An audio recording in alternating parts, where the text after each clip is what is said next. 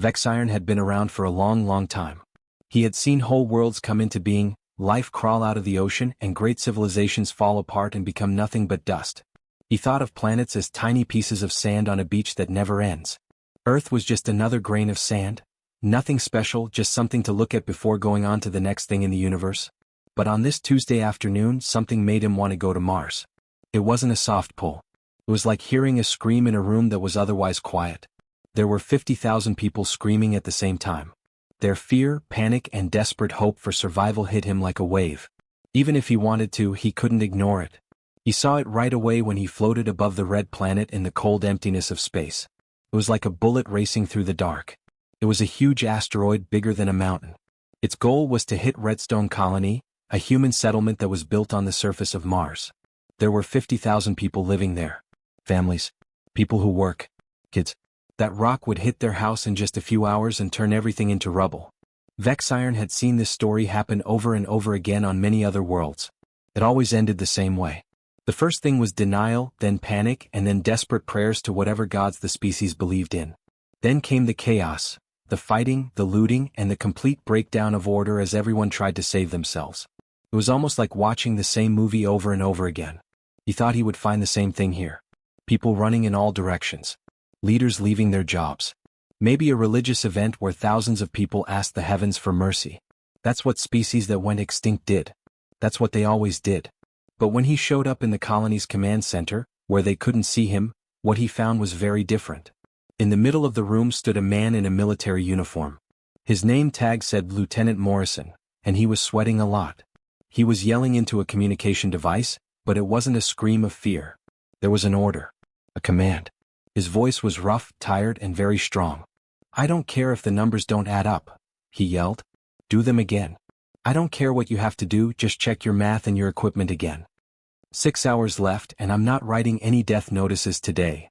The room around him was full of controlled chaos. Dozens of people were at workstations, typing and using holographic screens at a fast pace. Others stood around tables full of charts and math, arguing loudly about thrust ratios, angles, and speeds. Some were actually running from one side of the room to the other with equipment or data pads. But what really got Vexiron was that no one was praying. No one was on their knees asking God for help.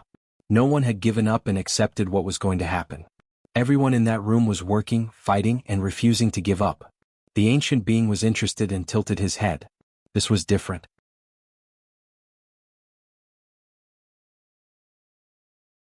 A young woman with dark hair pulled back in a messy ponytail suddenly spoke up from her desk. Vexiron could tell that she was tired, but her voice was steady and her eyes were fixed on the screens in front of her. "Sir, I've checked the trajectory 3 times now," she said. "That thing is locked in. It's going to hit Area 7. Direct effect. The math is true." The lieutenant, whose name Vexiron heard someone call Jake, didn't even stop. He turned around and pointed at the woman. "Then we changed the trajectory, Katie," he said. His voice wasn't angry, but it was full of determination. "Call engineering right now. Tell them I want choices, not excuses. Tell them I need answers, not problems. We're not giving up." Katie nodded once and then started making calls right away. Before Jake was done talking, her fingers were already dialing.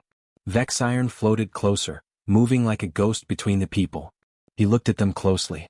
They were so much smaller than him. So weak. Their bodies would break very easily.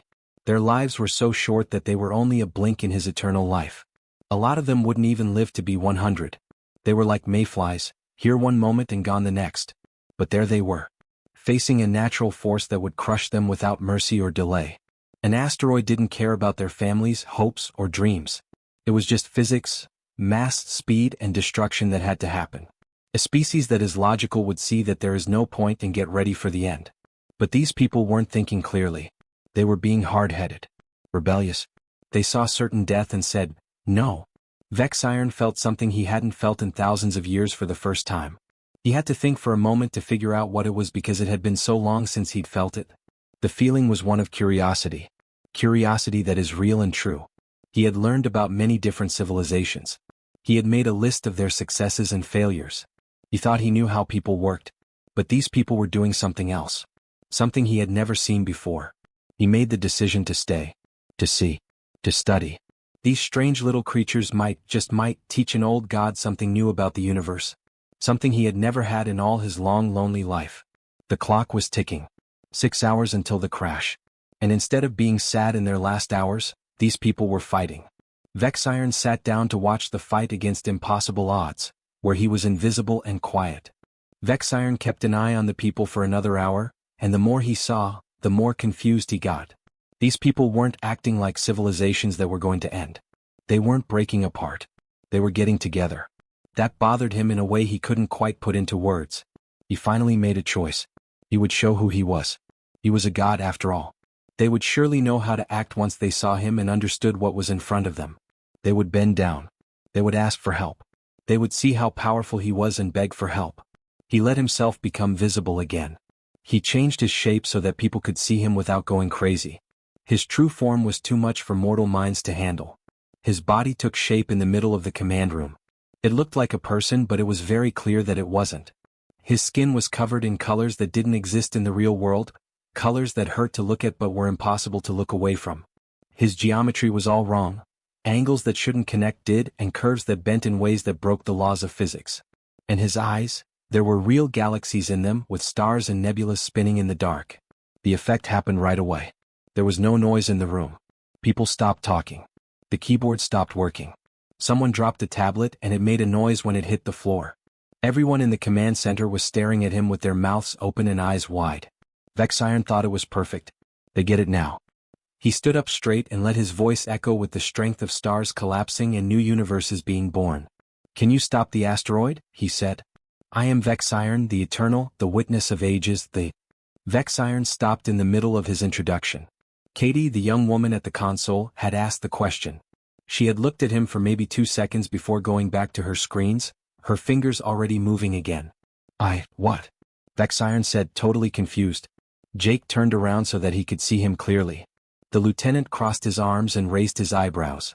He looked more annoyed than impressed. He said, "The asteroid," slowly as if he were talking to a child.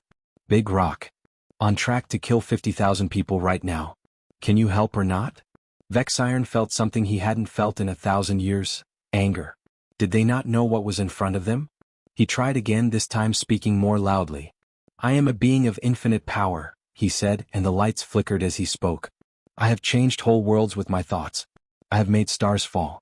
I have seen galaxies being born and dying. I have. So that's a yes." Katie interrupted again, but this time she didn't look at him. Jake was already looking back at his team. "That's great. Thank you very much. Be ready to help us if we need you. We have 3 different plans going on right now and I need to work with the mining crews." "Hey Bobby, what's going on with Plan B?" A younger man across the room yelled back. "Drilling team says they need another 40 minutes, sir." "They've got 20. Get it done." Vexiron just sat there, confused. Did they really just ignore him? Did that really just happen? A man in his 60s or 70s with gray hair looked up from his tablet.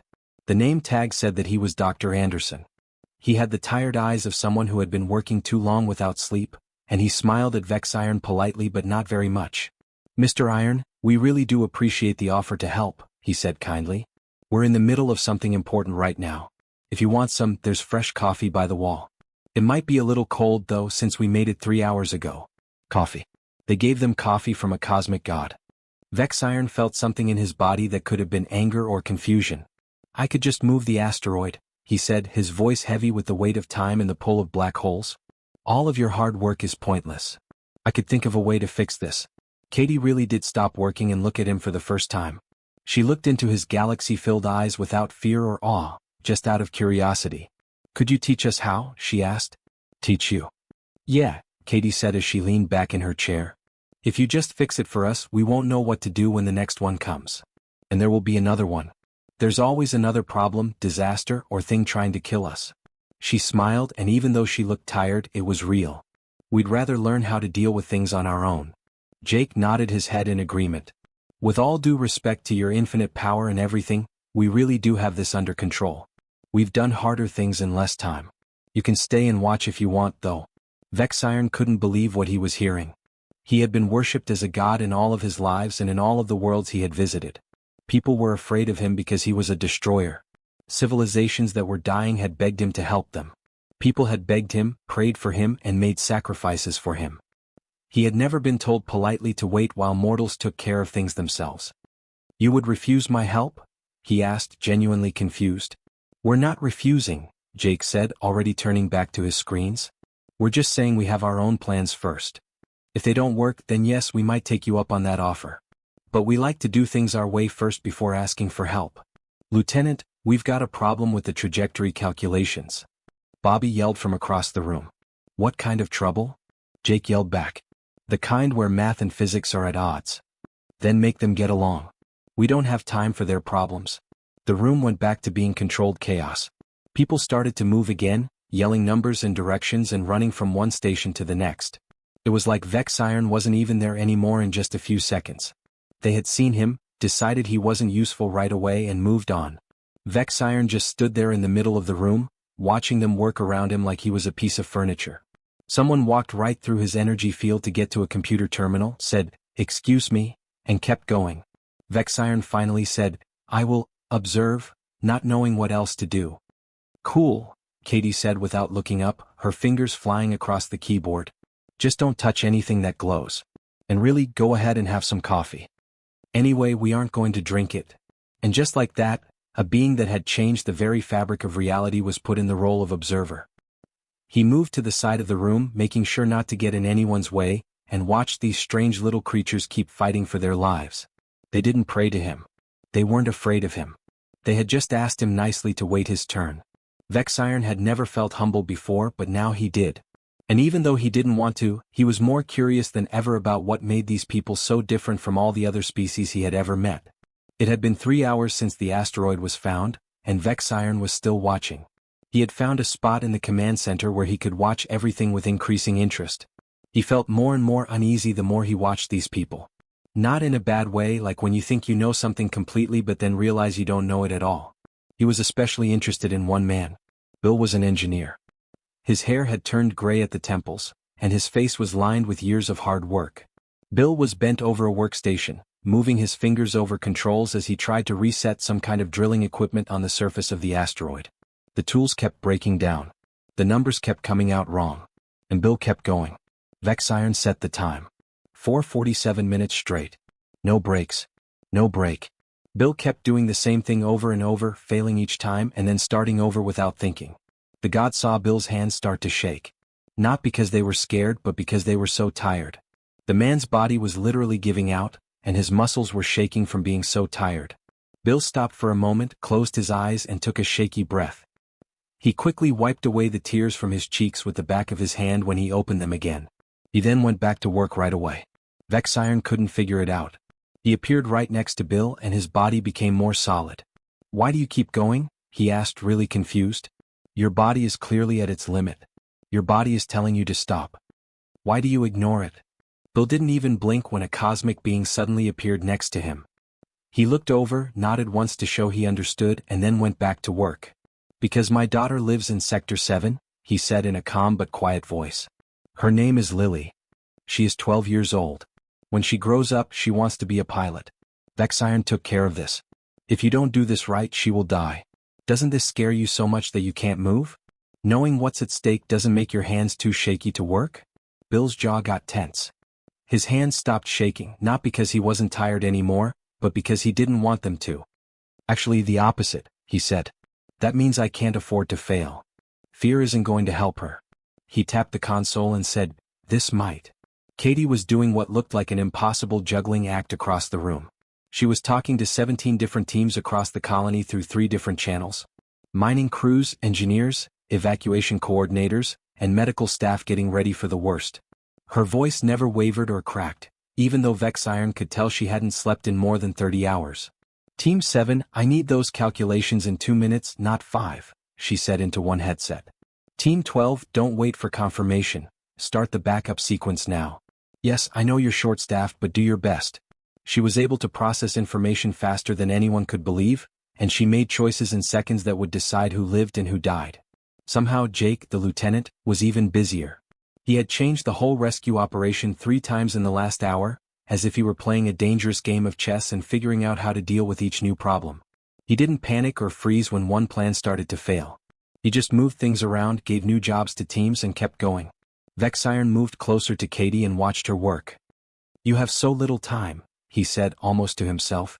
All of your kind. Your lives are like sparks next to my forever. If you're lucky, you'll live for 80 years. Most of you will live less. Doesn't this make everything seem pointless? Futile? Katie really did stop for a second, which surprised him because she was so busy. She had a small smile on her face and tired eyes when she looked at him. Doesn't it make it mean more? She asked. We're lucky if we have about 80 years left. Some of us less. That means that every year counts.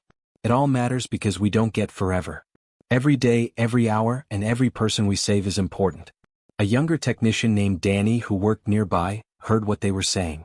He looked up from his computer and nodded. He said, when I was a kid, my grandpa used to tell me something. He'd say, the flame that burns twice as bright burns half as long. We may not be here long, but we sure do shine bright while we are. Jake walked over and somehow managed to join the conversation while still keeping an eye on 6 different screens at once. Vex, or whatever your name is, you're immortal, right? Yes, Vexiron said, I live forever. That must be lonely, Jake said, and he meant it. Being by myself for so long. Yes, I am one of a kind, Vexiron said. Jake pointed to his team around the room. We're here for each other. That's the only thing that sets them apart. Look at Bill over there. He isn't just trying to save his daughter. He's working to save Katie's little brother Danny's best friend, who is also Dr. Anderson's husband. We are all linked. It's like a web. If one strand gets weak, the others hold it up. When one of us is too tired to go on, 10 more step up to carry the weight. Vexiron saw the command center in a new way. He had been so focused on people that he hadn't seen the whole thing. But now he could see it clearly. The way Bill's successful calculation was quickly sent to 3 other teams. Katie not only organized tasks but also people, making sure no one got too tired. How Danny brought coffee to a tired coworker without being asked. Jake knew exactly who needed a little help and who needed a strong push. They weren't just doing things together. There was more than just cooperation between them. They helped each other with their problems. They felt each other's pain. When one person's strength ran out, another person's strength took its place. Vexiron whispered, "This is your power," and for the first time in thousands of years he felt like he was really learning something new. It's not your tech. Not your guns. Not even your intelligence or your willpower, and you have a lot of both. Katie stared at him, waiting. Vexiron said, "It's each other. You get strength from your connections. The people you know. The knowledge that you are not alone. That is what lets you do things that seem impossible." Even though she was tired, Katie's smile got bigger. "Now you understand," she said. Bill looked up from his console and he looked like he had won. "Got it?" The recalibration was successful. Sending the data to all teams now. The command center cheered. People high-fived, hugged, and yelled, "Congratulations." Bill slumped in his chair, completely worn out, and 2 other engineers quickly took over his station so he could rest. 2 hours until impact, Jake said. We're still in this battle. Let's keep going. And they did. Together. Vexiron watched, and for the first time in his long life, he felt something that might have been jealousy. These people had something he had never had in all of his eternal power. They had each other. He was starting to see that this might be the most powerful thing of all. It had been 5 hours since the asteroid was found. The clock on the wall said that there was only 1 hour left before the impact. And things were going wrong. Plan A had not worked at all. The drilling team was able to plant the charges deep into the asteroid's surface, but when they went off, the rock barely moved.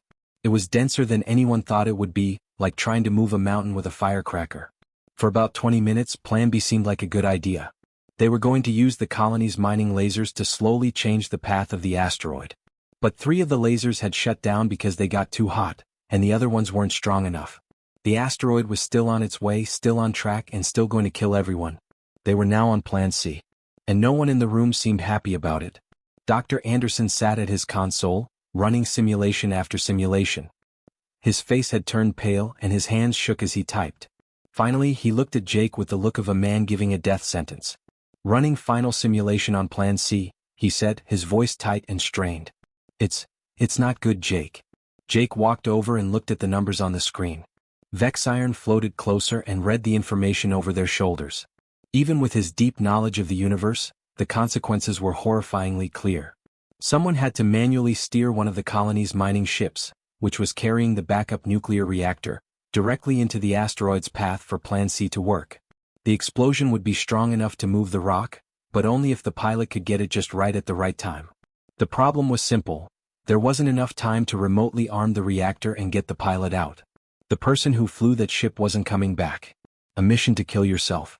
A trip with no return. A death sentence that is certain. The room was completely quiet. Everyone knew what the numbers meant. Katie had stopped writing. Bill had turned his back on his console. Danny was looking at the floor. Jake took a deep breath and spoke. His voice was quiet, but it cut through the silence. "Put out the call," he said. "We need someone to help." Vexiron thought there would be a long, painful pause. He thought people would look away, shuffle their feet, and hope that someone else would step forward. They might draw straws, choose the oldest person, or have a terrible argument about who should die. Instead, 17 hands went up right away. 17 people volunteered to die right away without even thinking about it. "I'm the best pilot in this colony," said a woman named Lucy. Her hair was short and brown, her hands were steady, and her eyes were like steel. "It should be me." A man named Greg said, "I know more about explosive ordnance. I know those reactors like the back of my hand. I can make sure it goes off right." A younger tech named Danny spoke up, his voice shaking a little. "I'm not in a relationship. No kids. There is no family waiting for me. I think it's better for me to go. Some of you have people who—" "No way," Bill said, cutting her off. "I'm 56 years old. You are all under 30. I have lived my life. I've had my share of time. You have decades ahead of you." People started to argue about who should die, and more people joined in. It wasn't being afraid, it was the other way around. Everyone wanted to be the one to give up something. Everyone was trying to make the others think that their lives were less important. The voices stopped when Jake raised his hand. He said firmly, "This isn't about who deserves to live the least. This is about who gives us the best chance to succeed. Who gives the best chance of survival to the 50,000 people down in Sector 7. He looked at Lucy. "You are the best pilot we have. That's just the way it is." Lucy nodded once and her face was calm. "Then I'm leaving. That's all there is to it. No problems. No crying. Just accept it." Vexiron couldn't understand what he was seeing. He became more solid, and in his confusion, his shape was almost completely human. He asked Lucy directly, "You would die. Do you want to? You would end your life for these other people?" Lucy looked at him as if he had asked the dumbest question in the world. "Of course," she said without hesitation. "Wouldn't you?" I can't die," Vexiron said. "I am forever." Greg said quietly, "Then you can't understand. But yes, any of us would do it. We all would. That's what makes us who we are." Katie was crying at her computer. Her hands never stopped working, even though tears were streaming down her face. She was already looking at navigation charts, figuring out the best way to get there, and doing everything she could to give Lucy the best chance. "We'll get you as close as we can," she said, her voice shaky but firm. "I swear to you, Lucy. I'll take you to the right place." "I know you will," Lucy said with a smile. She began to walk toward the door, but then she stopped and turned around. "Hey Bill, tell your daughter Lily that Aunt Lucy says she should become the best pilot in the whole system. Better than me." Bill made a noise that was half crying and half laughing. He couldn't talk, so he just nodded. Lucy looked at them all one last time before leaving the command center and heading to the hangar bay. Vexiron saw her leave. This person, who might only have 50 years left to live if she was lucky, was going to spend all of them in the next hour. Not because someone made her do it. Not because she didn't have any other choice. But she had to because other people needed her to. And she was walking toward death with her head held high. Something inside the old thing moved. For 5 hours he had watched these people fight against impossible odds. He had seen how determined they were, how well they worked together, and how hard they tried to win. But this was not the same. This was the most pure form of sacrifice. Someone chose to die so that others could live. "Wait," Vexiron said all of a sudden. Everyone looked at him. "I get it now," he said. "Let me help. Not instead of you but with you." Jake's eyes narrowed. "What are you offering?" "A partnership," Vexiron said. "Your bravery and my strength. Lucy's talent and my strength. In unison. I can keep the blast from hitting her ship. I can make sure that the explosion happens at the right time. I can make sure this works without anyone getting hurt." Katie asked, "You can do that?" as she wiped her eyes. Vexiron said, "I am eternal. I've moved asteroids before. But I've never worked with people like you before. I've never seen bravery like this before. I want to help. Not as a god saving helpless mortals, but as an ally standing with equals." Katie smiled at him warmly for the first time since the crisis started. "Now you're thinking like a person," she said. Jake picked up his radio. "Lucy, stay in the hangar. We have a new plan." Vexiron had never worked with anyone else before. Not really. He had always been alone for all the years he had lived. He had seen civilizations rise and fall, judged them, and sometimes even helped them. But he had never been a part of anything. He had never been on a team before. He had never heard of the idea before. But here he was ready to try. Lucy was in the pilot's seat of the mining ship, with her hands resting lightly on the controls. The ship was old and beat up. It was made to carry or not to fly perfectly. The colony's backup nuclear reactor was in the cargo bay behind her. If it went off correctly, it could break a small moon. Vexiron appeared next to her in the co-pilot's seat. He tried to make his shape look as non-threatening as possible. He settled into something that looked almost human, but his eyes still swirled with stars far away. Lucy looked at him and raised an eyebrow. "Have you ever been in a spaceship?" Vexiron said, "I've traveled between galaxies." "Yeah, but have you ever been in a ship?" Lucy asked while patting the old dashboard. "Like actually inside one, with all the noise and shaking and the very real chance of it blowing up?" "No," Vexiron said. Lucy smiled anyway. "Well, get ready. Things are about to get interesting." Katie was now in charge of mission control back at the command center. She had 7 different screens open, each showing the asteroid's location, the ship's path, the reactor status, and a dozen other things. Her voice came through Lucy's headset, calm and professional. "Lucy, you're ready to go. Your navigation system is now getting the trajectory calculations." "Got it," Lucy said. "Vex, are you ready for this?" "I am ready," he said, even though he wasn't sure what he was ready for. The mining ship took off from the hangar with a jolt that Vexiron found very uncomfortable. He was used to moving through space without any problems, not being shaken up in a metal box that made noise every time it moved. "She's a little rough," Lucy said, seeing that he was uncomfortable. "But she'll get us where we need to go." Vexiron could see Mars getting smaller behind them and the asteroid getting bigger in front of them as they flew away from the colony. It was huge, a mountain of rock and ice moving through space, completely unconcerned with the lives it was about to take. Katie's voice came through the headset with a crackle. 30 minutes until impact. Lucy, you need to put the ship at grid coordinates Delta 72. Vex, you need to keep the ship safe from debris and make sure the explosion happens at the right time. I get it, Vexiron said. Lucy moved her hands over the controls with ease, changing their course to make up for the asteroid's rotation. You know, she said casually, I was really ready to die back there. I had come to terms with it. Then you came along and changed everything. Are you upset by this? Vexiron asked. Are you kidding? I'm so happy, Lucy said with a laugh. I'm just saying that I was ready. That's what I want you to get. Everyone who raised their hand back there, Bill, Greg, Danny, and everyone else, was ready. We all chose the same thing. Why? Vexiron asked. That was the question that had been bothering him since the beginning of all this. Why are people so willing to give up their lives? Lucy was quiet for a moment as she went around a piece of space junk. After that, she spoke in a softer voice. Because we care about each other. It's that easy and that hard at the same time. Even though she's not my daughter, I love Bill's daughter. Even though we're not related, I love Katie's little brother. I love everyone in Sector 7 even though I don't know most of them. And I know they would do the same for me. She changed their path a little bit. Look, Vex, you're eternal. You will live on forever. But we don't have all the time in the world. We have it now. And right now, those people need someone to help them. That's why we save them. That's what you do when you care about someone. You come. You fight. And if you have to, you die so they can live. Vexiron took care of this. He had seen love in other animals before, but not like this. Nothing so fierce, so certain, or so ready to act at a moment's notice.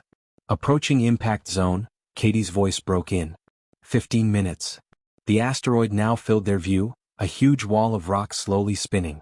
Lucy flew the ship with amazing accuracy, weaving through clouds of smaller debris, making adjustments for gravitational pulls and keeping them on course. You're a great pilot, Vexiron said. Thanks. Learn from the best.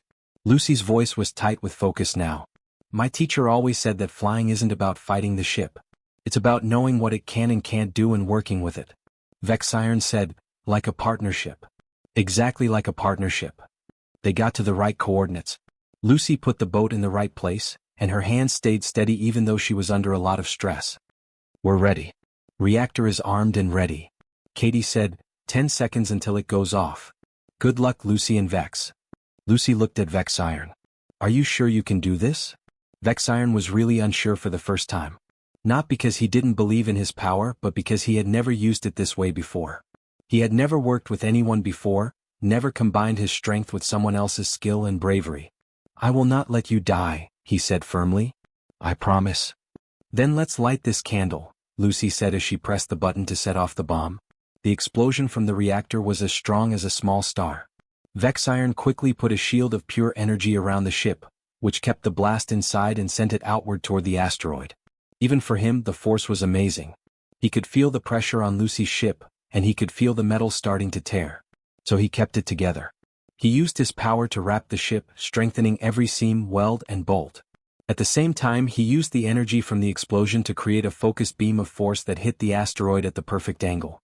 The asteroid broke apart. Not completely, because that would have made a field of debris that could still be dangerous for the colony. Instead, it broke into 3 big pieces that flew away from each other at angles that would keep them safe from Mars. There were alarms going off and lights flashing inside the ship, but it was still in one piece. Still breathing. Did it work? Please, Lucy, she said, her voice shaking. Katie's voice came through the headset loud and clear, crying and laughing at the same time. It worked. The asteroid is breaking up. The pieces are going to miss the colony. You did it. You both did it. Lucy fell back in her seat, tired and happy. Then she burst out laughing. We're still here. Oh my God, we are really alive. Vexiron felt something new, pride. Not in his own strength, but in what they had done together. Lucy's talent, his strength, Katie's math, Jake's ability to lead, and Bill's willpower. Everything fit together like pieces of a puzzle. Yes, he said softly. We are living. And there are also 50,000 other people who are alive. Lucy reached over and, to his surprise, took his hand. Her hand was small, warm, and very human. Thanks, she said. For understanding. To help. For working with us instead of just fixing everything yourself. Thank you, Vexiron said, for teaching me something I have never known in all my existence. What is that? What it means to be part of something bigger than myself. Claude is an AI and can make mistakes. Please check your answers again.